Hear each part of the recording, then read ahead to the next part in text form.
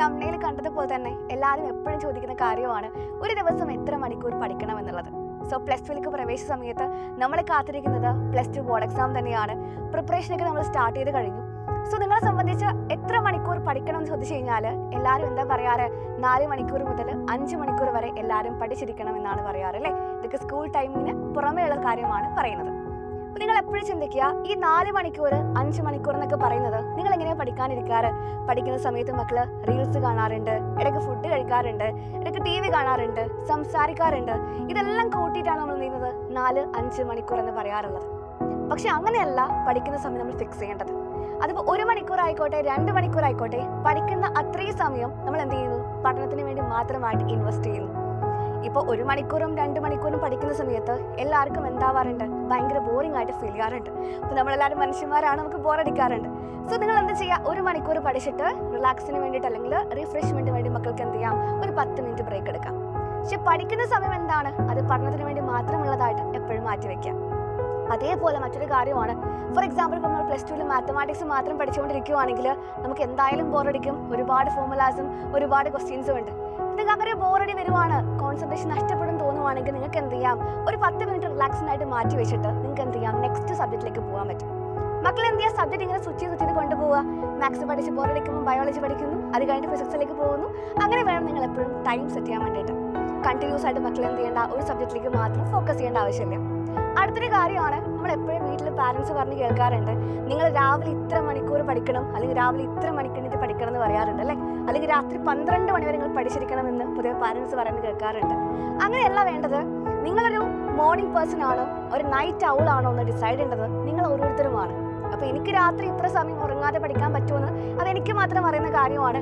അപ്പോൾ ഞാൻ നിങ്ങളുടെ അടുത്ത് പറയുവാണ്, മക്കൾ ഇത്ര സമയം പഠിച്ചിരിക്കണമെന്ന് ഒരു ലിമിറ്റ് വെക്കുവാണെങ്കിൽ നിങ്ങൾക്ക് എല്ലാവർക്കും അതുപോലെ നമുക്ക് ഫോളോ ചെയ്യണമെന്ന് നിർബന്ധമില്ല.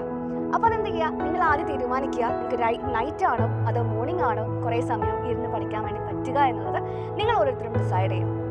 അതേപോലെ മിസ് പറഞ്ഞതുപോലെ സബ്ജക്റ്റ് എന്ത് ചെയ്യുക, മാറ്റി മാറ്റി പഠിക്കുക. അടുത്ത കാര്യമാണ്, നിങ്ങൾ ചൂസ് ചെയ്യുന്ന ഒരു എൻവയോൺമെൻറ്റ്.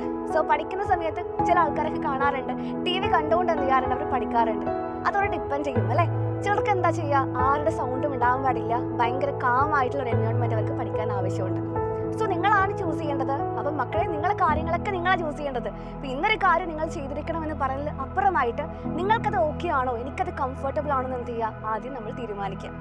സോ മറ്റൊരു കാര്യം കൂടെ പറയുവാണെങ്കിൽ, ഇപ്പോൾ ഒരുപാട് സബ്ജക്റ്റ് നമുക്ക് പഠിക്കാനുണ്ട് അല്ലേ. ഫിസിക്സ്, കെമിസ്ട്രി, മാത്തമാറ്റിക്സ്, ബയോളജി തുടങ്ങി ലാംഗ്വേജ് അടക്കം ഒരുപാട് സബ്ജക്റ്റ് പഠിക്കാനുണ്ട്. വാസ്റ്റ് സിലബസ് ആണ്.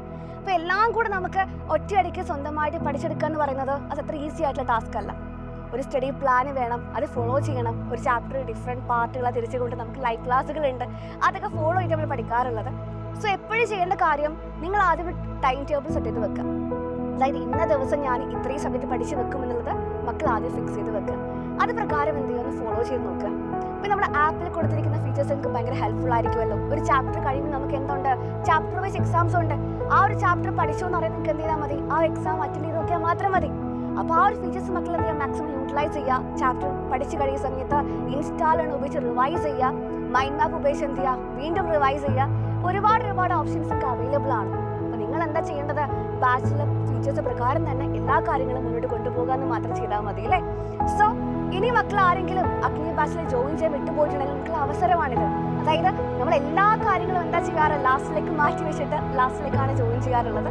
അങ്ങനെയല്ല വേണ്ടത്. പ്ലസ് ടു ബോർഡ് എക്സാം എന്ന് പറയുമ്പോൾ നമ്മൾ തുടക്കം മുതൽ തന്നെ പഠിച്ചെടുക്കേണ്ട കാര്യമാണ്. അവസാന നിമിഷത്തേക്ക് നമ്മൾ മാറ്റി വെക്കേണ്ട കാര്യമല്ല. അവസാന ദിവസം തലേന്ന് പഠിച്ചാൽ നമുക്ക് എന്തില്ല, ഒരു ഫുൾ മാർക്ക് വാങ്ങിക്കാൻ സാധിക്കില്ല. അതുകൊണ്ട് തന്നെ മക്കൾ എന്ത് ചെയ്യുക, സ്റ്റാർട്ടിങ് മുതൽ തന്നെ പഠിച്ചെടുക്കുക. എന്താ ചെയ്യേണ്ടത്, സ്റ്റാർട്ടിങ് മുതൽ തന്നെ ബാച്ച് ഫോളോ ചെയ്യുക. ഇനി ആരെങ്കിലൊക്കെ അഡ്മിഷൻ എടുക്കാൻ വിട്ടുപോയിട്ടുണ്ടെങ്കിൽ മക്കൾക്ക് എന്ത് ചെയ്യാം, താഴെ കാണുന്ന ഫോൺ നമ്പറിൽ കോൺടാക്ട് ചെയ്തിട്ട് അഡ്മിഷൻ എടുക്കാൻ സാധിക്കുകയും ചെയ്യും.